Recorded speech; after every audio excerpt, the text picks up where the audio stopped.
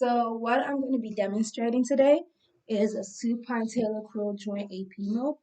Um, for that, the talocrural joint move is going to be AP move. It's going to be to improve dorsiflexion. And if you were to bring the foot into dorsiflexion and eversion, that could help work on pronation, which are the components. Yeah, that can help to work on pronation because eversion and dorsiflexion are part of the components of pronation. Um, with the first thing we want to make sure of is that our patient is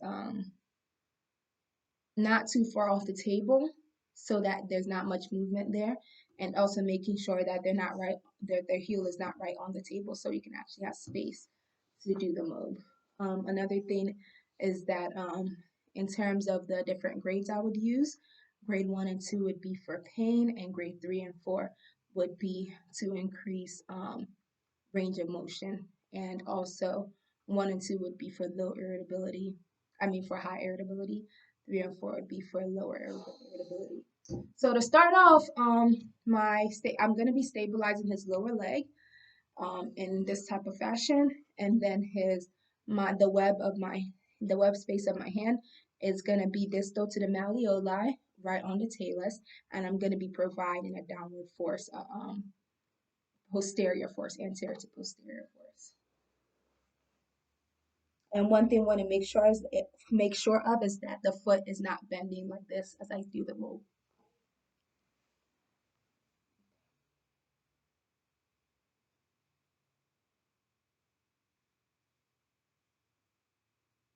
I'm also making sure that his knee is not bending. If I wanted to add more dorsiflexion into it,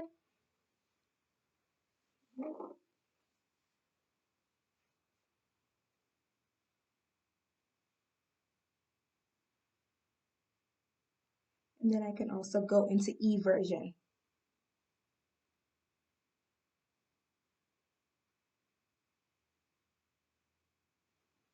Okay, and then for the next move, we're going to be doing a subtalar lateral glide.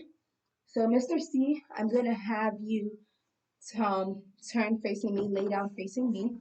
You can bring this other foot right here for me, please. Thank you. Same thing for this one, making sure that he's not too far off the table and not all the way on the table with his foot.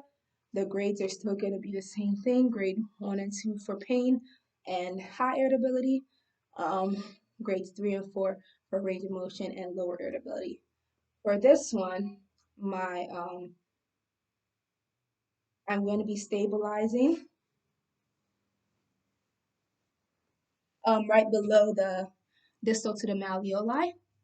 My thenar eminence is going to be on the calcaneal tuberosity, and I'm going to be applying a downward force or lateral force for the move.